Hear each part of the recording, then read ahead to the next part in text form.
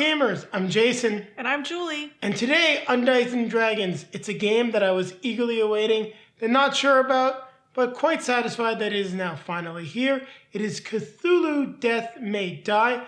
Now we do have the full Kickstarter edition. We are only going to be reviewing what is in the core box and is currently available at retail. It is published by CMON Games in conjunction with Guillotine Games and designed by Rob Daviau and Eric Lang. With that being said, Julie's going to take it away and tell you more about the game itself. It's a cooperative game that plays 1 to 5 player. It's intended for ages 14 and above. It plays, according to the box, in 90 to 100 minutes, but I think our experience showed us that you can lose a lot quicker than that. But you can also probably play a game in about 60 minutes. Yeah, I definitely, at least the first scenario took us about 60 minutes. We got a few plays of it in. We did die some gruesome deaths. We will tell you about that when we get to the review. But before we go there, I just wanted to ask, what about the age range? 14 and above? I think that's a good age range. Unless you've got a kid that likes freaky, creepy things and doesn't get nightmares, I think I agree. Well, I don't think I agree. I know I agree. 14, you think you do? 14 and above is a good age range. Now, what are you going to be doing in Cthulhu Death May Die? Well, there's a bunch of stupid cultists, and I do love the fact that every episode, or episode boxes, so each scenario is a different episode, and they're not very kind towards cultists, insult them. In any case, they are trying to summon a great old one. What you got to do is disrupt the ritual and defeat the great old one. I was just trying to think of how to put it. By disrupting the ritual, you make the great old one mortal, at least partially, so that you can then defeat it and send them back where they came from. Now, the base of each episode is the same. However, all the scenarios will play very differently. And through the Mythos cards that are going to be coming out, you're going to get a different experience. Now, did I miss anything, Julie? No, I don't think you did. All right, so what time is it? Well, it's time to grab our drinks. Grab our best friend and fellow investigator. Hopefully we're still, I recognize you at the end of this. We may go insane. It is a Cthulhu game. Okay, take it to the table. I'm going to take it to the table. I'm looking forward to getting this out and getting some good plays in of it. Now let's take a look at what's in the box for Cthulhu Death May Die. Now I was not able to get all the components on camera. We'll take a look at what we've got here and then showcase some of the components that I have off to the side. But as always, we will start, well, not always, I do forget sometimes. We'll take a look at the rule book. We've got the rule book for the game. Got a little bit of flavor to it. It's got a nice layout. I do like just sort of the Elder Sign style background that we're getting. But that the layout, get to see a lot of art from the art book as well as from some of the cards in the episodes. So I do really like it. And on the back, we do have a nice handy dandy rule summary for turn sequence, Mythos cards, investigations, everything you need to play the game. Now that we've taken a look at that, let's move on to one other component, and the only reason why I'm showcasing this is it's key to the start of the game, which is the Arkham Sanity cards. When you start the game, each of your characters will gain one of these, and it is dealt out randomly. All right. Still some more stuff off camera. Let's go over what we have on camera. So there are 6 episodes box. We've got episode 1, 2, and 3. Now, if you're wondering what is in an episode, you can take a look on the back. You've got all the details with regards to the components that come in these boxes. And I'll just lift these up shortly. Well, quickly. We've got episodes 4, 5, and 6 below. In the first campaign, well, the core box, essentially the first season, you get 6 episodes. Now over here, we've got some skill tokens. I only took out one of them. There is one for each of the different types of skills that you can see on the characters. These are the investigators. Depending on certain cards that show up in the episodes, you may or may not gain them. You're going to be using, which is fairly common with CMON games, a plastic base to help identify your mini. And you've got a couple different tracker tokens in the color of your miniature's base to keep track of your skills as well as your sanity. Here we've got the 3 gates that are going to be showing up in each episode. We've got the starting location token. We have, I'm forgetting the name of this token, but essentially it is a token that's going to go on this track. So now's a good time to showcase it. We've got this big track right here. I believe it starts with a P. I don't know why I'm drawing a blank as to what the name of the token is. Once the Elder one, which is the green area here, this is where their mini is going to move across. Once they're either on the board because you summon them or they got to this point, you replace their miniature with this token to track the progression up. There it is, the progression token to the end of the world. Now on this sheet, you can also see spaces for Elder One card, Elder One minions, which is what is contained in this box, followed by the stuff for the episode will go here. Let's put back the progress token. We've got the different health tokens in values of 1 and 3, fire tokens, then we've got stairs and cave tokens. Now there's 2 of those as they create links between different areas. We'll now take a look at the investigators. We've got Sister Beth, and you'll notice that all of them are fairly different. This skill right here is their individual skill that is unique to them. We've got Fatima with Read the Omens, the Kid, who has gate manipulation, Morgan, who is a protector, Rasputin, the Unkillable, Adam, who is fueled by madness, Ahmed, who's got healing prayer, that's kind of cool. Didn't realize he could heal. Elizabeth, who is lucky, pretty cool. Borden, savage little girl. And then Ian, and now we are back at Sister Beth. These are the 10 investigators that you get in the core box. Now let's take a quick look at their miniatures. Just trying to make sure nothing sticks up off camera. So we'll go through them. Here we've got Ahmed. Not too much detail on the mini, but still very well made. Not fragile at all. Here we've got Adam with his big shotgun. And once again, very well made miniature. We've got Sister Beth here with a gun and a knife. I played her and she is a lot of fun. We've got Borden with her big axe. So you can see not a lot of detail on the dress, but if you're using some contrast paints, you should get a very nice look to her. We've got Fatima with her dagger. Now, she's probably one of the more detailed minis that we have in this base game. We've got the Kid here with her fire. Another cool miniature. Rasputin holding 2 balls of fire. I do love the fact that he is an investigator.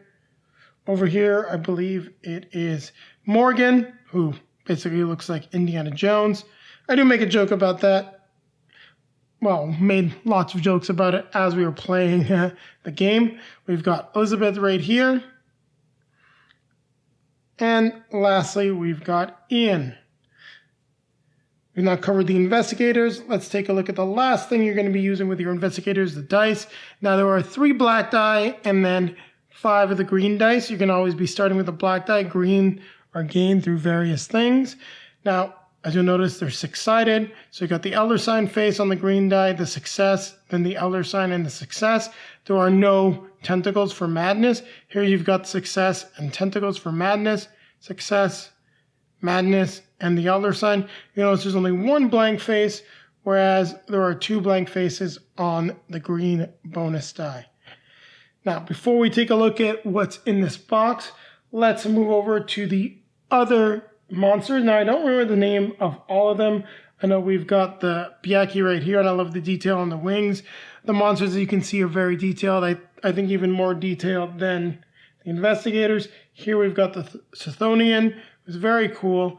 He moves a little bit. He does feel a little fragile. You'll want to be careful with him.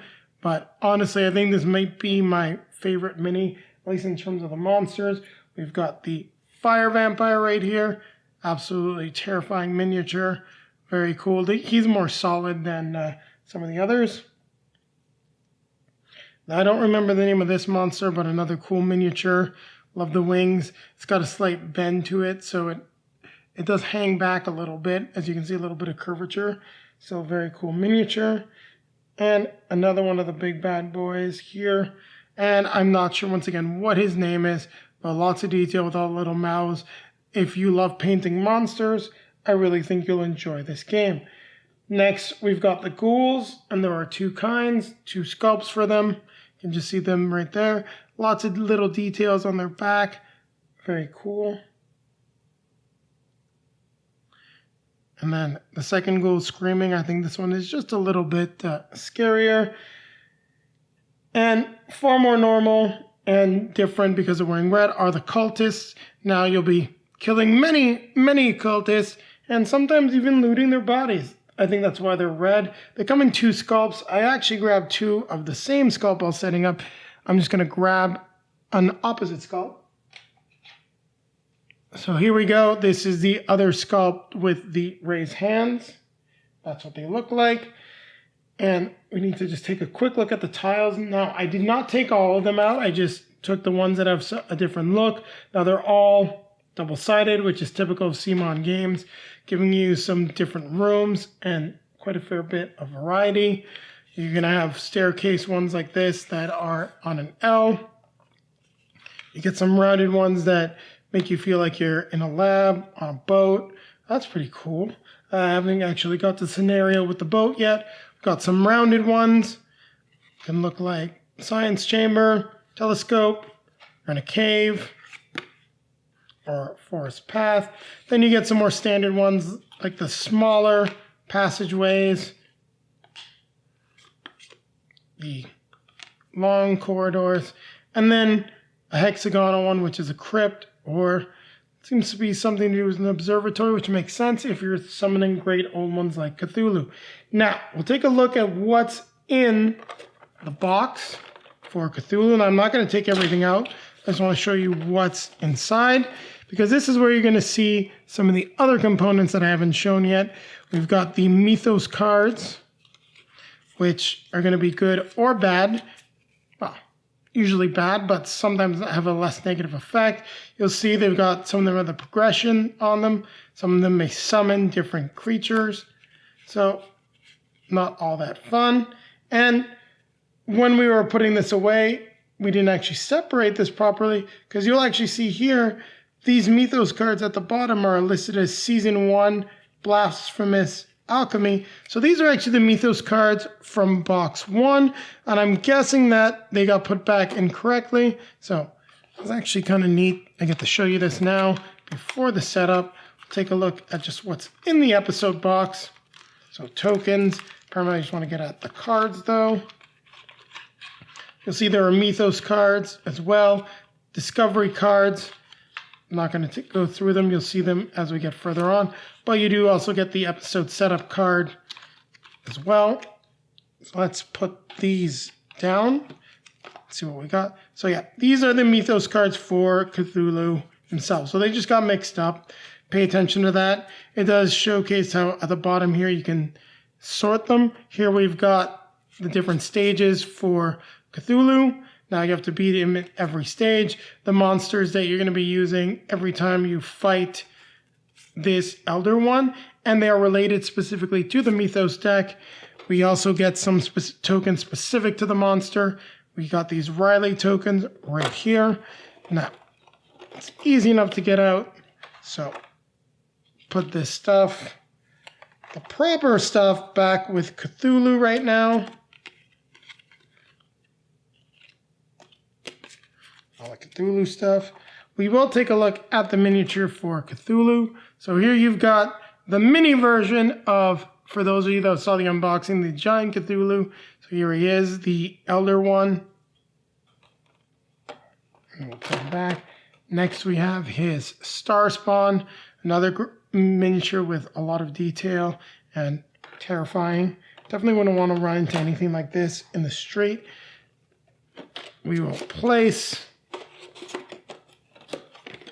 them back in the box. I will take that off camera. We'll get the episode 1 Mythos cards back in the episode 1 box. That actually was a little bit of a glitch, but give me a chance to showcase a little bit more of the components, so I'm not going to complain. And then we're going to reach over, grab the last component that we have not shown, which is Hastur, the king in yellow. So just like with Cthulhu, you're going to get your own set of Mythos cards, the specific stage cards for Hastur, the other one. You can see that his miniatures, well, his minions are different. Cultist and the Hastur Disciple. You notice that that second enemy type is always included in the box. We've got these yellow tokens that come with him.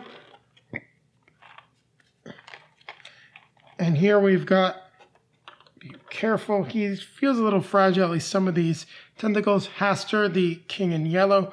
I do love this sculpt and the art for the miniature. And then, of course, we have the Disciples of Hastur with machine guns. I mean, why would anyone give cultists machine gun? Not sure. But we have to face them and stop them from summoning Hastur. So we will put him back in his box.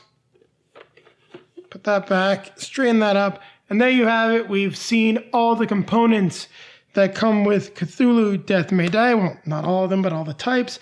Next, we're going to set up Episode 1, Blasphemous Alchemy, and then we'll teach you how to play the game.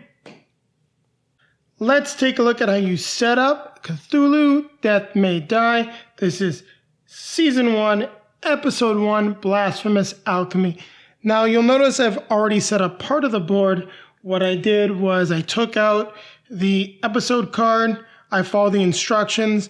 I've got Area 1A, 4A, 6A, 9A, 7A, 8A, and 10A to build this base area. I have placed the cultists where they're shown. I placed the monster, the Byaki, where it is shown. And then I have placed the fire tokens and the mission-specific lab tokens in their locations. Now, one thing that I do want to highlight, when you are going to be moving through the map, whether you're a cultist or another character, you can only proceed through areas that have arrows that go together. So an arrow out, arrow in, you can move through here. So for example, areas like this, no arrows, you can't move through there. Or if you did happen to have a door, so we'll just slide this up quickly. So you can see if this door was pointing here, this would not count as a connected room. There's no door on the opposite side. Now, we'll put this back. Areas like this count as one room. This is 3 rooms. This is 2 rooms. So you get the idea. Now, when you are playing Death May Die, you're only going to have the monsters that show up here. So I've already picked our Elder one. We've got Cthulhu's card set up here. He is getting ready to enter the world. We have his specific monsters here. Don't worry. Star spawns over here. Just had him off to the side. Don't want to get this too cluttered. So this is the episode deck. Now here I'm actually going to set up, just to go through the setup features, this next area in this space. I will just clean this up by setting up the investigators first. And as we were talking about the episode monsters, when you take a look here, you'll see the episode monsters are the Fire Vampire and the Byaki. These are the only 2 monsters you're going to need during the game, which is why I have them readily available. Now, in order to set up our investigators, what we're going to do, Sister Beth is blue. You take one of these plastic tokens and you place them at the starting position for their skills, as well as their sanity, stress, and health.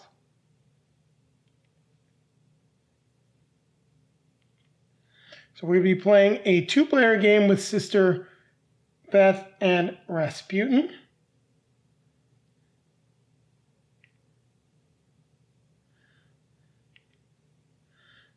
All right, so we've cleaned that area up just a little bit. I'm going to take the dice, move them off camera for right now.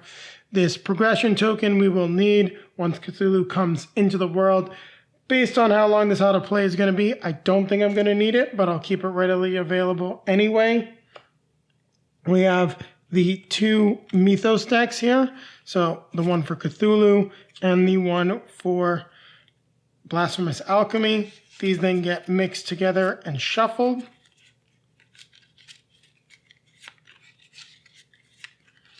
We'll create our mythos cards in the card area.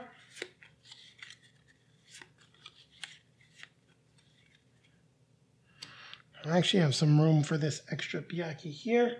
And I believe I can fit the star spawn here. All right, so I'm going to move over now this set of discovery cards. Place them here. It's a little crowded, but I'll place them over here.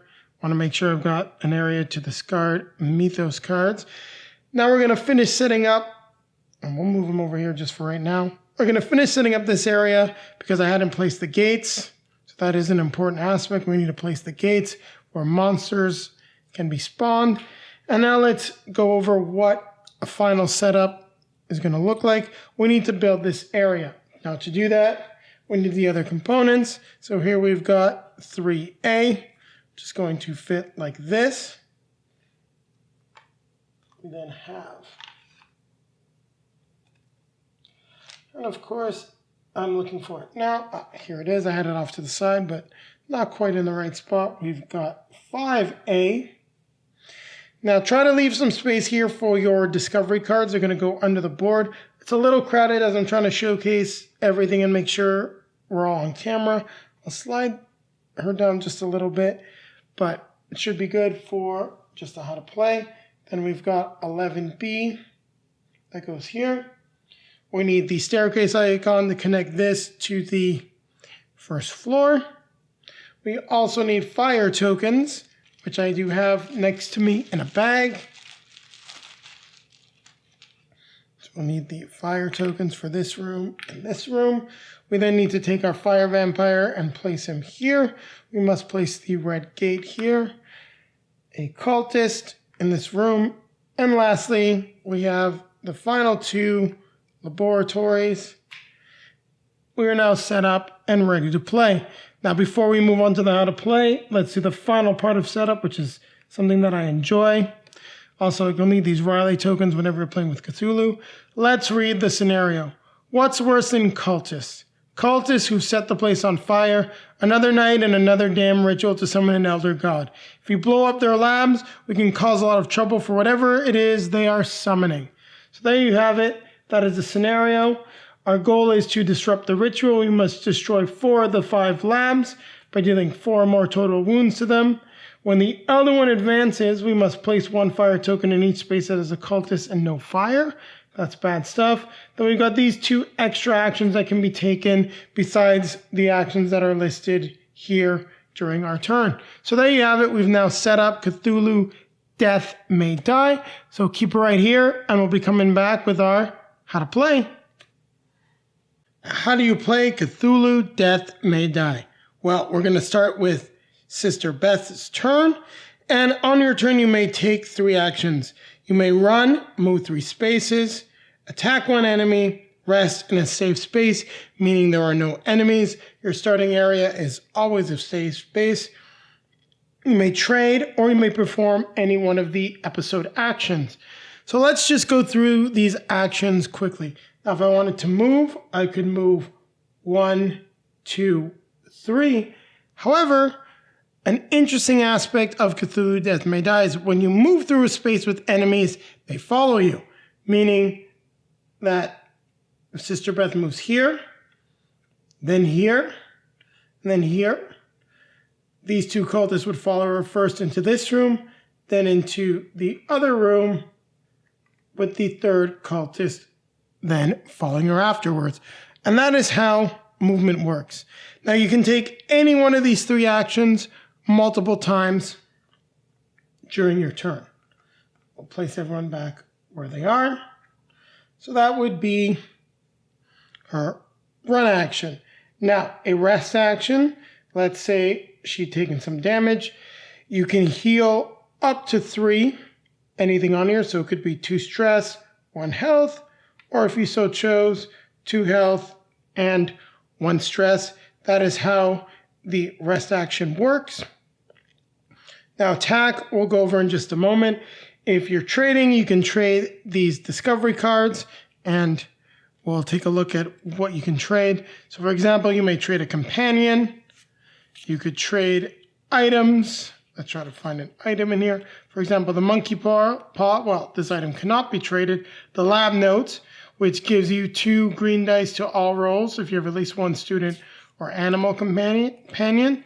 So that's what essentially you're able to trade. You may find things like in this scenario, specifically there is the pistol, which is very good for characters that have marksman, which currently we don't have. We have all brawling attack types, but that's okay. We'll shuffle the deck back up. We're ready to go. Afterwards, it's the draw mythos card phase, it's investigator fight, and then we resolve the end of turn. So we've talked about our 3 actions. We've reviewed running, resting, trading, and now we just need to talk about the episode actions. For example, if I'm in this space, what I may do, I may make a roll. Whenever you make a roll in Cthulhu Death May Die, you roll 3 dice. So one action would be to extinguish fire.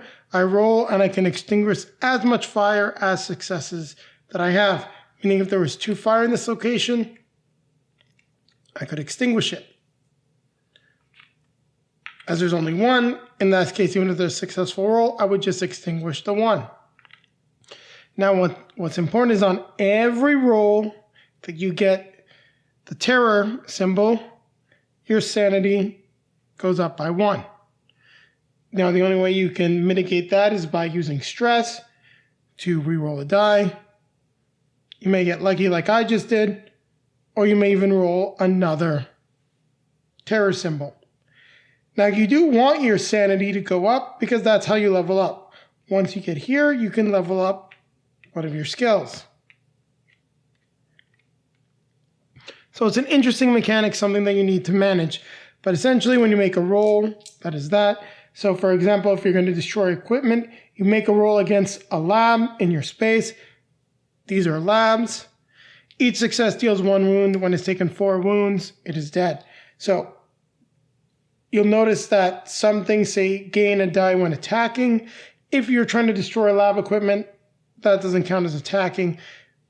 But as things happen, as you become more and more insane, you do gain these bonus die that can be added to your rolls. All right, we've explained the basics. Let's move Sister Beth back to the starting area and go through a turn. So for her first turn, I'm just going to move her 1. We are going to take 3 dice plus a green die, as she is a brawler. She gains a green die when attacking a target in her space. Now the health for the cultist is 2, meaning we have to deal 2 wounds. I'm going to roll the dice and see what I get. Well, it's not great. My sanity is going to go up. I could use some stress to try to mitigate it. I'll try it. I don't want to go too crazy too quickly. We'll see what happens. That's not too bad. So I do get 3 successes. Unfortunately, I can't deal damage to another target. Not yet anyway. I will then resolve my roll, meaning sanity goes up. 2 damage is dealt to the cultist. I don't need to reach into the bag to grab it. He is dead. We'll just remove him from the board. And that represents 2 actions. I moved 1 space. You can't split up your run action if you're wondering. I then have another action. I'll try to kill the other cultist. And at this point, I don't necessarily really want to reroll a die. I will take the sanity, resolve it. I will deal 2 damage to this cultist. He's now dead. And that would be Sister Beth's turn. We now go into the mythos phase. I must draw a mythos card. It gives me the rules here, which says, move the star spawn 2 spaces towards you, then each investigator in its space loses 1 sanity. Well, he's not on the board. If he's not on the board, the star spawn will be summoned now at red. We'll take the star spawn. He will join the board with the investigator, well, the cultist, and we now must go through investigate or fight, as there are no enemies in my space. They do not attack me, meaning I draw a discovery card. Now, I need to read the flavor test. Can probably pry this open as I found a locked cabinet. I may take 3 wounds to claim the amulet of Nagal. If I do not, I gain the spirit of Nagal. So with the amulet, if you would take wounds from fire, you may instead deal that many wounds to one enemy in your space. Pretty cool. I have to take 3 wounds to do it though. I should have an opportunity to rest. I could just claim the spirit, which just takes up room. This commanding cannot be traded, cannot be given wounds. I'll take the 3 wounds. This then slides sort of under my board. And I make sure that it's visible, the Amulet of Nagal. Now this may get a little crowded because I'm trying to show everything on camera, but you get the idea. Now I must resolve the end of turn. I check to see if there are 3 symbols like this, the progression symbols, in the discard pile. If I do, Cthulhu would advance. Then I must trigger the effect on what happens when he advances. Now, other end of turn effects, if you do have questions, are all right here. You would roll for fire if you're on fire. As we said, check the Mythos discard pile. Check the other one, summoning, meaning if they had advanced to a red space, would they end up on the board? And Elder One, end of turn effects. Now, what's important about that is that they all resolve. During stage 1, there aren't multiple effects, but as you go to stage 2, you'll see here's 1 effect, 2 effects, 3 effects. So when he's in the final stage, all 3 of these effects would resolve. And that ends Sister Beth's turn. We now move on to Rasputin. And our goal is to get to and destroy these labs. So we're going to move 1, 2, 3. Now, as I move through a fire space, I must draw a fire token. I'll place it on my character, and he is on fire. And as I'm looking at this, don't worry, I'm going to edit something into the video. I had neglected to draw the sanity cards at the start of the game, even though I mentioned it. Was too eager to show you how to play. So each character has to have a sanity card. So we're going to go ahead and just deal them out. And Recurring Trauma is a cool card, but I need to keep a Mythos card nearby as I don't have any space. I'm going to put this one back, and I'll take a different one. Codependency is an interesting one as well. So if you have a codependent investigator, you have to name someone as your codependent, and depending on what happens during the game, it can be really, really annoying, but we'll keep it. These insanities aren't great. So before we continue with Rasputin's turn, let's go over his insanity. Codependency. At the start of the game, you name a codependent investigator, which will be Sister Beth. If your codependent is alive but not in your space, take 2 stress, then move either of you to the other space. Enemies do not follow. That means you have to stick near each other. Now, the way this works is that this effect gets set off when you hit that sanity level. Now, with regards to Sister Beth, Kleptomania, you will steal at least 1 item, companion or tradable episode token from any investigator in your space to heal all of your stress. If you can't steal anything, take 2 stress. That's not that bad, but it can definitely affect our stress meter. So Rasputin has gone ahead and taken his first action and moved into the laboratory space. I'm just keeping these cards off camera because it takes up a little too much room. Now, we need to attack this cultist. I don't want him attacking me, so I gain a green die when brawling. Now, for Arcane Mastery, when I'm making any roll, I may count 1 Elder Sign as a success. I forgot with her, I may count 1 Terror Token as a success. So that's actually really good. We're rolling the 4 dice. Now I've got my 2 successes that I want here. I don't know if I want that much sanity. I will try to re-roll this to get rid of the sanity. I get a success, which is good. Defeat the cultist. And now I'm going to take an episode action and try to destroy the equipment. I do not have the green die. I'm not attacking. So I just roll these 3 dice. And what do you know? I get 3 successes. Couldn't hope for better than that. I will need to grab And I'm reaching in a bag here. A 3 damage token to symbolize the damage that's been done to the lab. Now, it is Rasputin's Mythos phase. So we get the Fire Vampire. Move 2 space. So the nearest Fire Vampire moves 2 spaces towards you, then place a fire token in its space. Then we summon a Fire Vampire on blue. So a Fire Vampire shows up on blue. This guy moves 2 closest to me. Now, you'll notice there's an arrow in the room here, but there is no way out. So that's not a valid way to move. He moves 1, 2, and we will then place a fire token here. Now, I'm just going to use the one I took and put on Rasputin's board. Don't worry, we're going to resolve it shortly. I haven't forgotten that he's on fire. He's in a safe room, though, so we do get to draw a discovery card. So we get the lab notes. We gain 2 green dice to all rolls if we have at least 1 student or animal companion. We'll slide that in under here. Try to make sure that it's still on camera. And we now need to do the end of turn effects, so we're not 3 of those. Cthulhu does not advance. Don't need to worry about anything like that. We are on fire, so we need to check for fire, which means for each fire token that we have on us, we must roll a black die.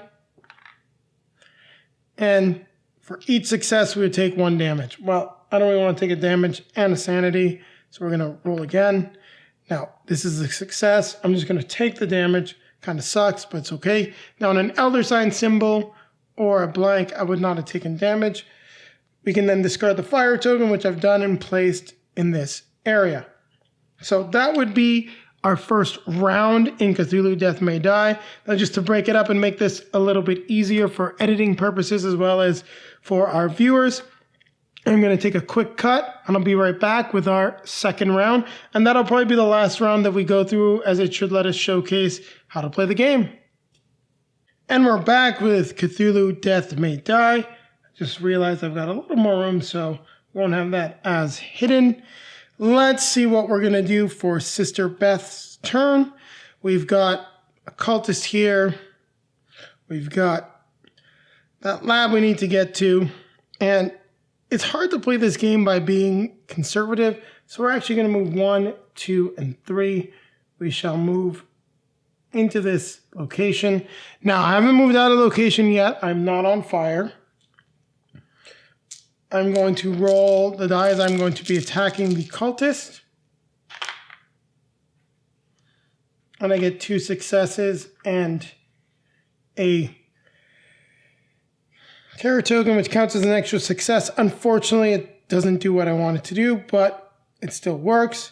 I'll just resolve the dice. Take this guy off camera. Well, not off camera, off the board. Deal the damage, took the sanity, and then get 1 more action. Now, this is fairly risky is because I could die, potentially, depending on the mythos. I could have rested before I rushed in here, but you know what? I rushed in. Don't like that roll. We're going to try re-rolling. No, try re-rolling again. And there we have it. I also get the sanity. We've defeated this cultist, and I'm knocking them all over here. But my insanity goes off, which is what I was trying to do. So we need to steal at least 1 item, container, and tradable episode token from any investigators in your space. I cannot. If you can, I would take 2 stress. It does not say to take any excess stress as wounds, so I just go all the way down here. Now I only have 1 wound left before I die. Hopefully this is not a terrible mythos card, otherwise we would lose the game because Cthulhu is not yet summoned on the board. Let's see what we get for the mythos card. Each fire vampire and Biaki moves 1 space towards you. I would summon a fire vampire on yellow. I cannot. Both of them are in play. And I would summon a Biaki on blue. Now, this actually doesn't even trigger Cthulhu's advances, so that's not a bad card. Could be way worse. So we move forward 1. He comes lumbering down the stairs, which is just a funny sight to me. And this Biaki moves 1. I'm in a safe space.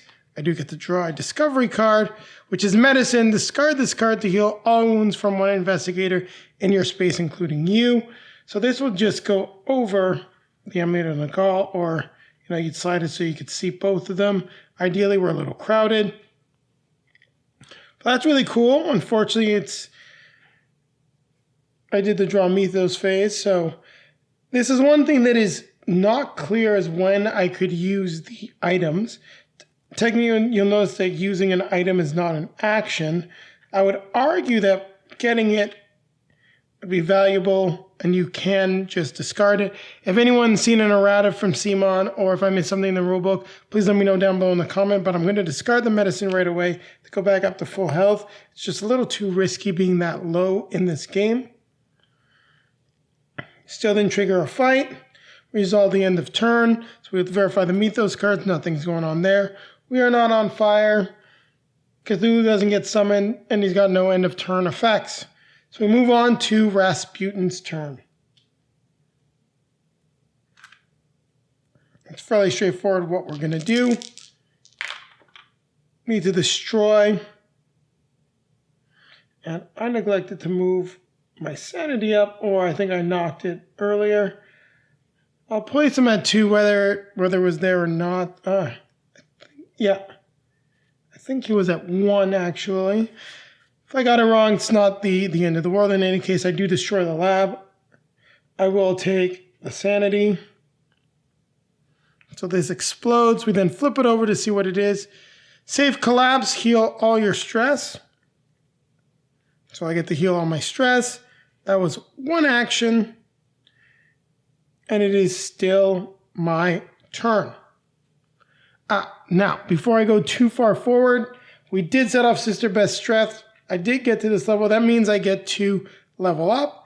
So I'm going to level up her Brawling, which means when you attack, you may target any number of figures in your space and split all the wounds. That's one of the reasons why you want to take Sanity. You want to be able to level up. Now, this is not a good idea what I'm going to do, but we've gone through almost 2 full rounds of the game. I'm sure you've seen an idea of how everything plays. What I want to do is show you something that has not happened yet, which is fighting. So we're going to move from my second action 1 to... do I want to move into this space? It's a little dangerous. We're going to move into the space with the Fire Vampire. I don't think I can defeat him. Actually, you know what? We're going here. It's going to be a lot harder. So that would be my second action was the movement. We'll get rid of the 3 wounds. And I'm going to attack the Byaki as he only needs 3 hits. So I do have my Brawling. And what do you know? I get 3 successes, eliminating the Byaki and removing him from the board. That was my last action. It now goes into the Mythos phase. So I'll draw a Mythos card. Astral Promise. I must move the nearest cultist to your space and choose 1. Add a Riley token to your space. If there's already 1, add 1 to the nearest space without it, or I can lose 2 sanity. You know what? I want to level up, actually. So I'm going to lose the 2 sanity. The nearest cultist, which is this guy, actually comes down into my space, which is fairly annoying. And I'm going to boost up my Arcane Mastery so I can get more successes. Now I need to trigger fight. I'm in this space. Both of these monsters are going to attack me. For the cultist, I will start. He rolls 2 green dice and completely misses. That's great. For our Fire Vampire, he rolls 2 black and a green. So he would hit me 3 times here, 3 successes. That'd be 3 wounds and 1 more sanity. Now, one thing that I did not mention that I want to discuss with sanity is, let's say, for example, I'll need another. Here, let's say you got a roll like this. You were right here about to level up. You can never take more sanity than your next level. So you can't go past it on a roll like that. That was just to give an example. So remember that. You can never go past the next level of sanity on a single roll. Now, what I had was,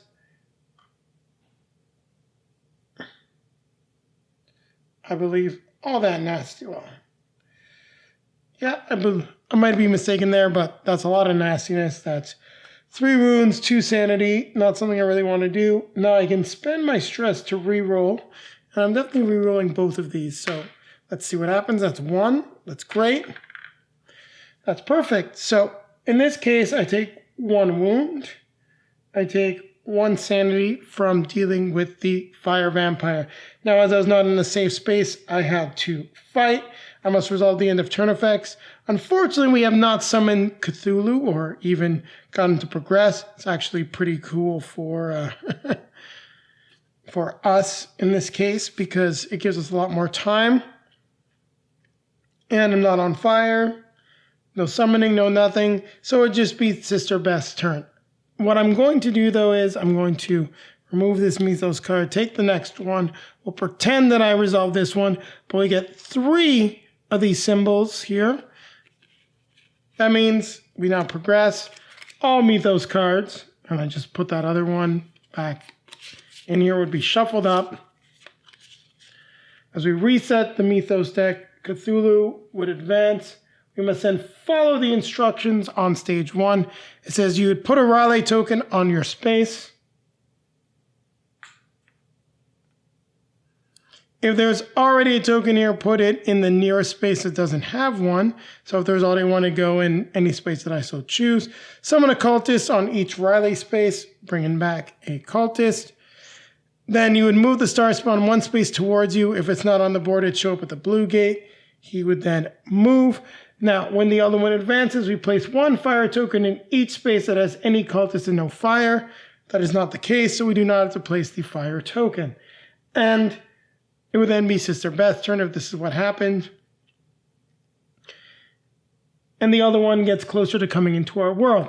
Now, how do we lose the game? Well, you lose the game if someone dies before Cthulhu has gone to the red and then entered the world. How that happens? Well, you'll follow the instructions on stage 2, either because you have successfully disrupted the ritual or he progressed this far down the track.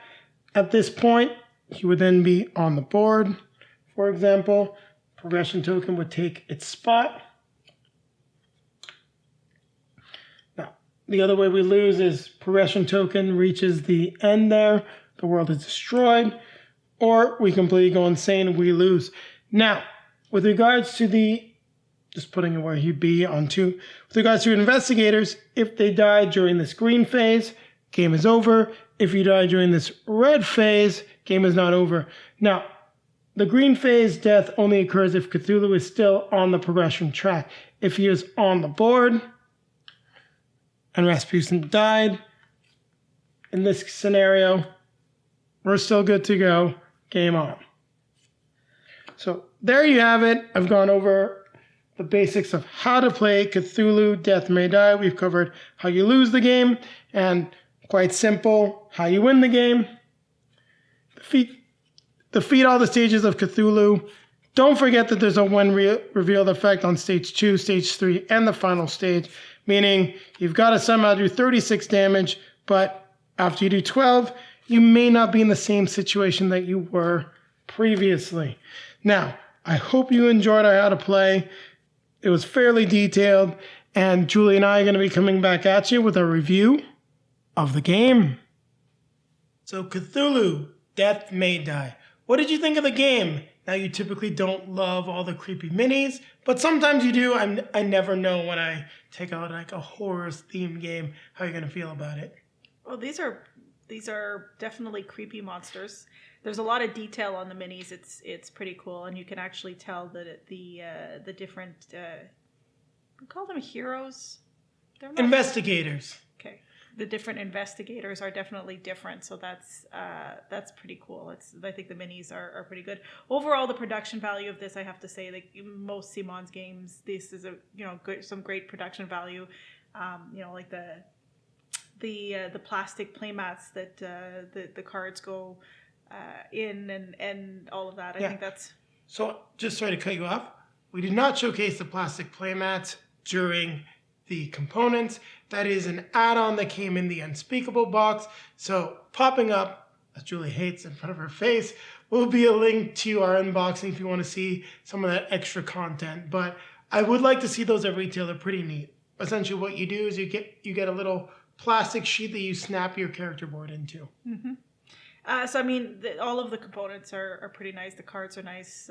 It's some good material. I also like the artwork, and actually some of the board game friends that we played with also were saying that they were appreciating the art. That it's very nicely done. Yeah, I know. I have to agree. The art is awesome. I actually have the art book because it has some story about everyone in it. And typically most companies, I think Fantasy Flight Games started it, doing that sort of background for their investigators. And I wanted to see what we were going to get from CMON, so I picked that up. There's a lot of detail in terms of the art and just about the characters on the cards. I do feel like the art is trying to tell the character story. You do get an idea of who they are from what you see on the card, and that goes along with all their skills as well. I felt that their skills really fit into like the art and the theme of each character, well, each investigator. Mm-hmm.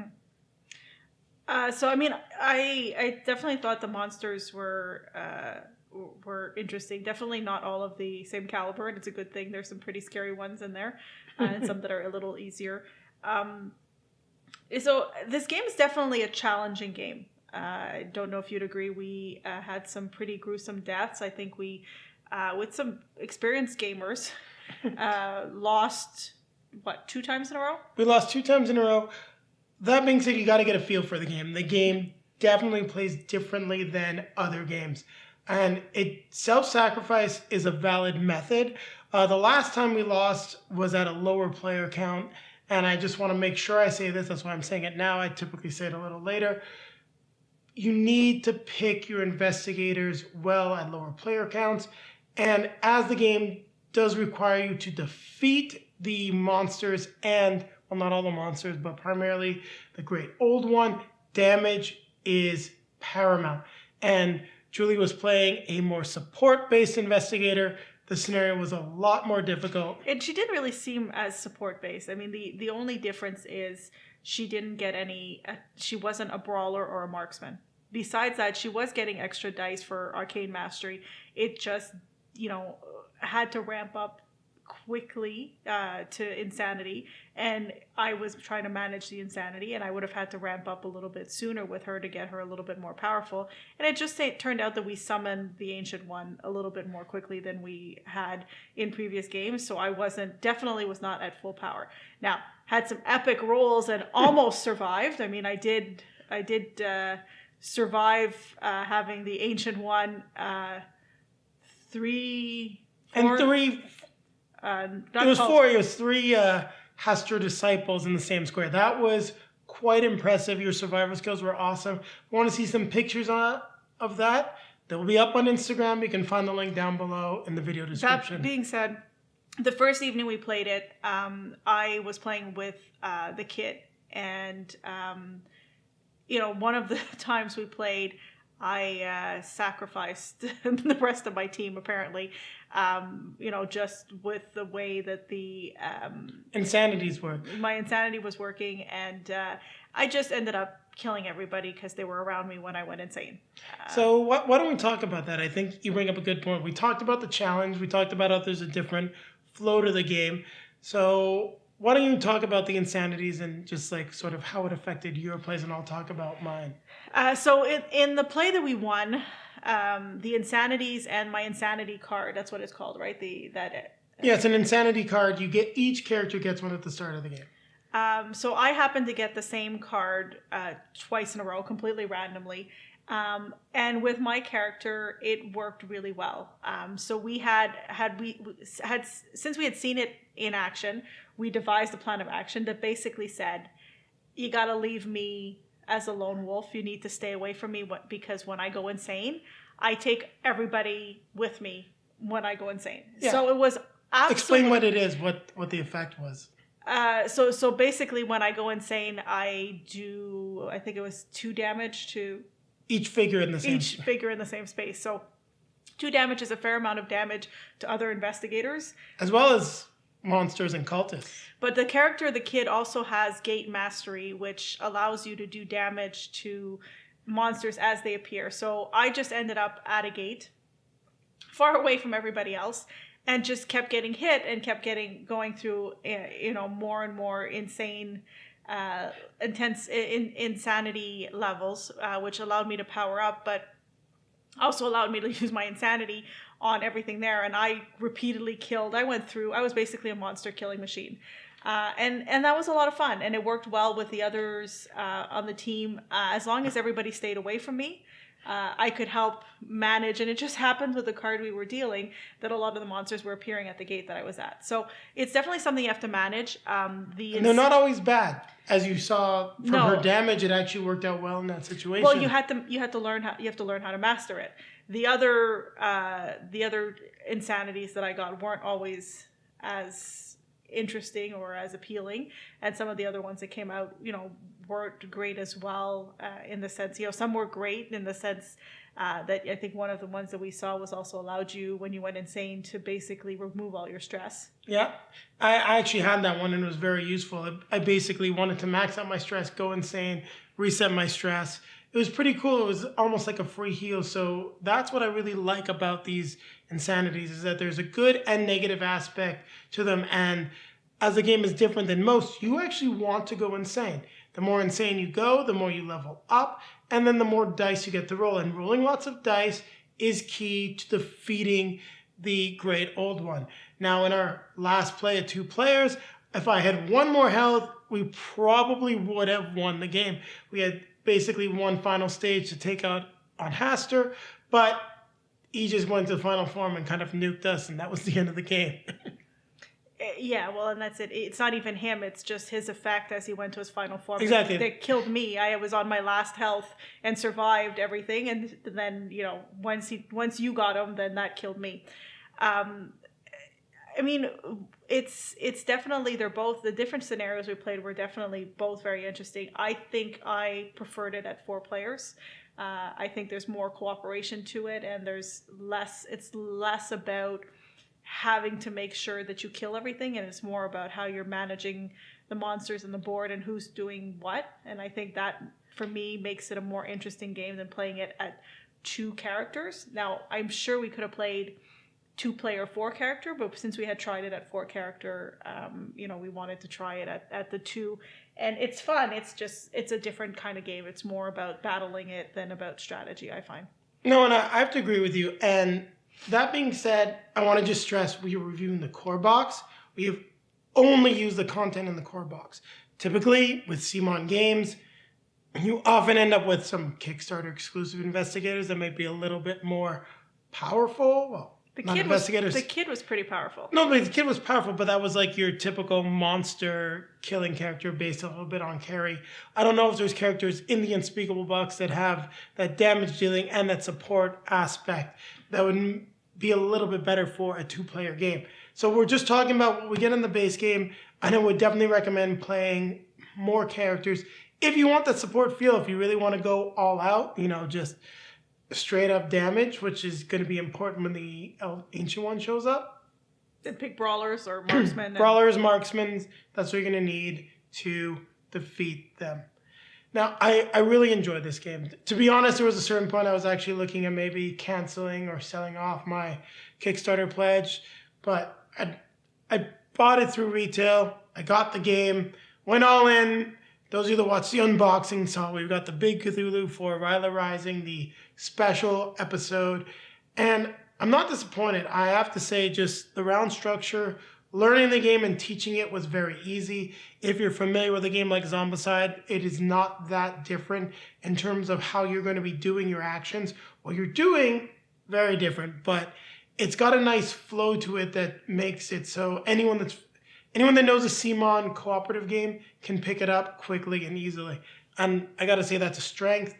I really like the way the Ancient One, as they're progressing towards coming into the world, whether it's through disruption of the ritual or just different things happening because of the mythos, has different effects on the board and is really that time mechanic. I thought it was good. And I do like how just in terms of the packaging, each episode is in its own box with a list of components, and you just take it out, set it up, and you're ready to go. And I really like that. It's cool. It's different. We haven't quite seen anything like it. And every game we've played so far has felt different. Even the ones where we replayed the game a couple times as we were just sort of figuring out the balance. And that's one thing I'd like to hear your thoughts on. What about the balance of the game? Like, you really have to try to almost stay like close to full health or have some stress. Like, you really got to balance that. Well, I think you have to balance the insanity because, it would have seemed with the kid that it just made sense to go more and more insane because I kept being able to kill more monsters that way.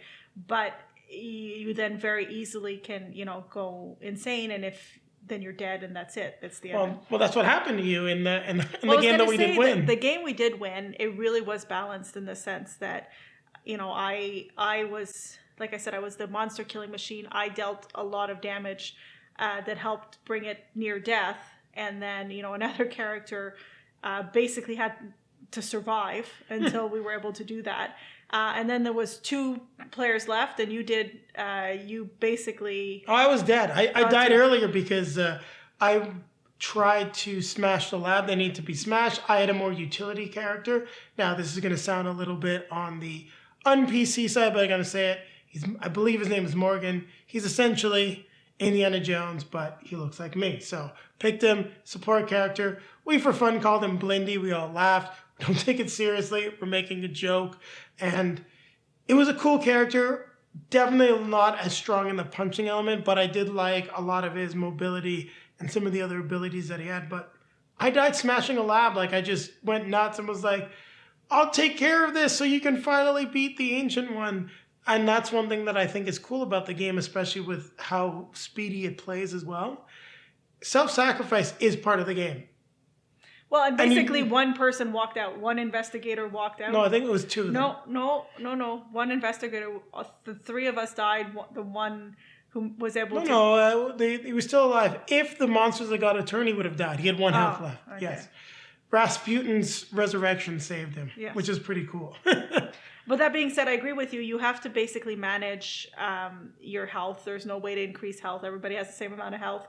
And you have to manage it because, especially when there are bigger monsters or the Ancient One, when they hit hard. And even if you can defend some of it, you're still going to get hit hard. So you still have to manage that and try to heal, but still try to attack. So it is a lot about... I still think it's a fair amount about resource management and really timing things. A little bit like, honestly, I feel like it pulls from all kinds of different games. A little bit like Zombicide. You can't, allow one character to run away with it because it brings in more, you can't keep leveling up just one character because then the others can't keep up. So it's the same thing with this. Well, I disagree in that element. I do think that if you level up too much, a character can't keep up with the damage output.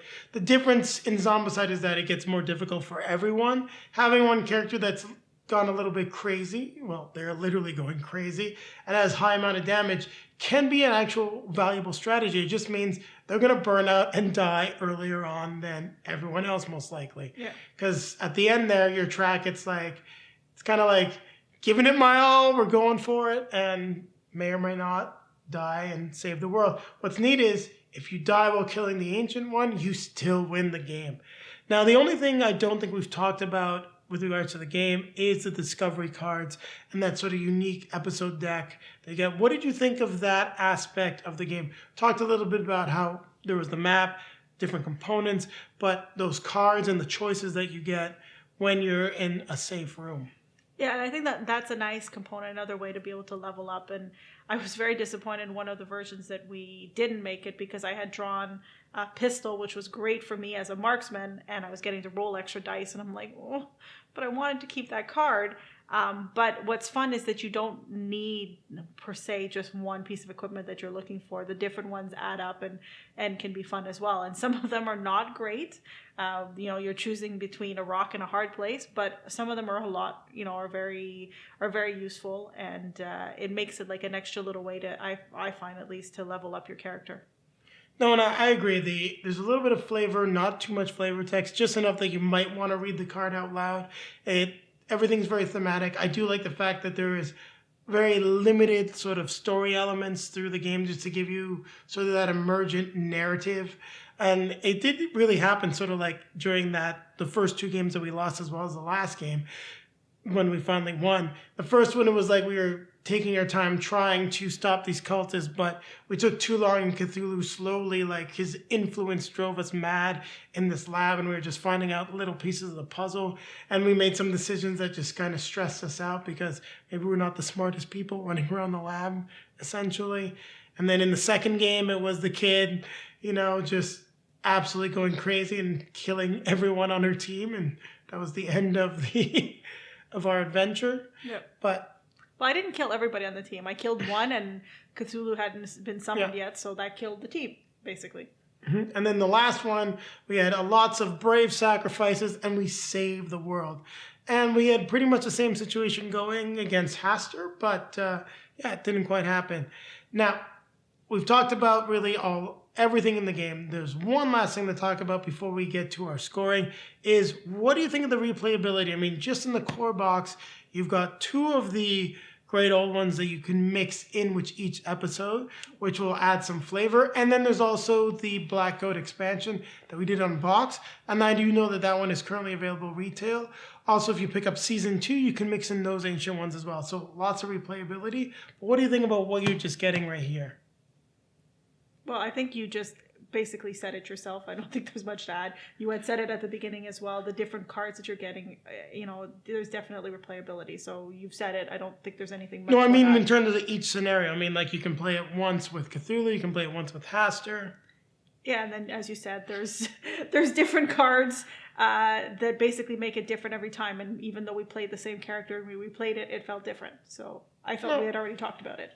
Okay, no. I have to agree, though. I think we're talking a little about different things. I'm talking about the replayability based on the ancient ones and the fact that essentially you can play each game, and based on the cards, they'll play differently, but each game you will be able to play with two different ancient ones in the core box.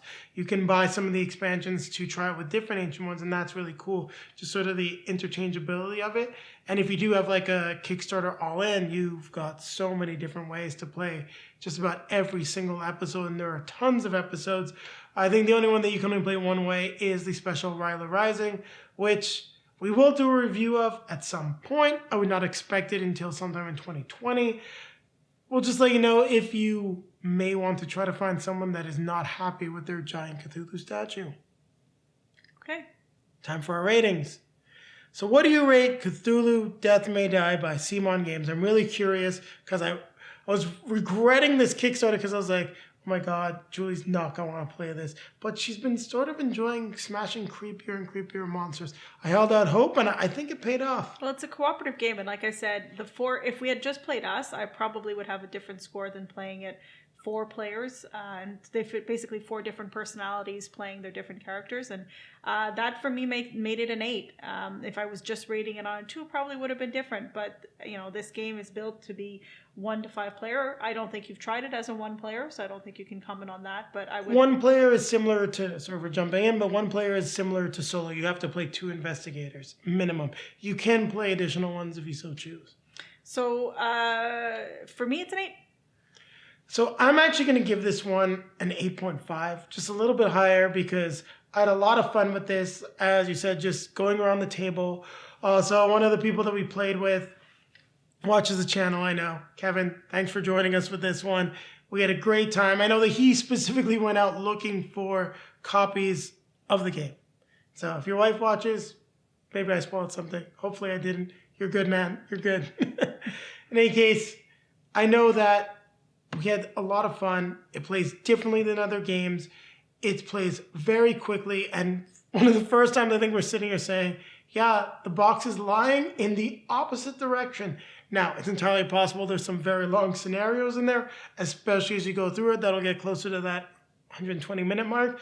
But having that nice flex in there also adds a lot of value for me, which is why I'm giving it 8.5. If you want a quick game of this, take out box 1. You want something longer, probably take out box 5 or 6.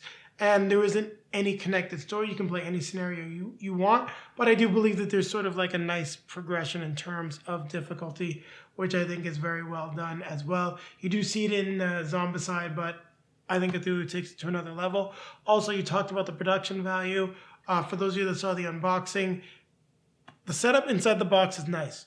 And I'm trying to figure out a way to fit the Black Goat expansion into the boxes, but I just love the way everything fits, is laid out in all the boxes. I don't really want to throw anything out or try to condense it. I'm happy with the game the way it is. And I really like it. I'm pleasantly surprised with the Kickstarter. Happy that I went all in on it. Hopefully, Ryla Rising is not a disappointment. Then I'll be slightly disappointed. Think maybe I shouldn't have gone that, but everything else is definitely a solid addition to our collection. And I don't think it'll be leaving the collection anytime, or at least it'll be quite a long ways from now before it leaves. So on that note, you can like, comment, subscribe, hit the bell to be notified when we have new content for you. Down below in the video description, as I already mentioned, you will find links to all of our social media feeds, Facebook, Twitter, Instagram. If you'd like to see us successfully beating Cthulhu in our first, well, not our first play, our third play of Death May Die. If you'd like to see us losing to Haster, those are all going to be up there as we release this video. All that content will have come out. Also, popping up in front of us are going to be links to some of our previous videos. So one will be to our most recent upload, and the other one for the time being will probably take you back to one of the Arkham horror games, something that is also related to Cthulhu. And then we'll change it up as we get into reviewing Season 2, and maybe even the Unspeakable box, but not quite sure about that one. Maybe we'll tie it into a Season 2 review since it's just characters, really. And on that note, it's time to grab our drinks. Grab our fellow investigators who... we are right now sane, but we did go insane multiple times in this game. And we're going to keep playing games. We're going to keep playing games. We're going to keep playing this one, which... yeah, that's quite obvious. You've had a lot to say about this game. I know, and I'm just shocked, really, honestly. A lot to say. So did you. You definitely ran away with this one. I think you talked more than me. Okay. Do we have to check? No. We'll check. If someone does actually watch and wants to leave a comment and say who talked more, I'd love to know.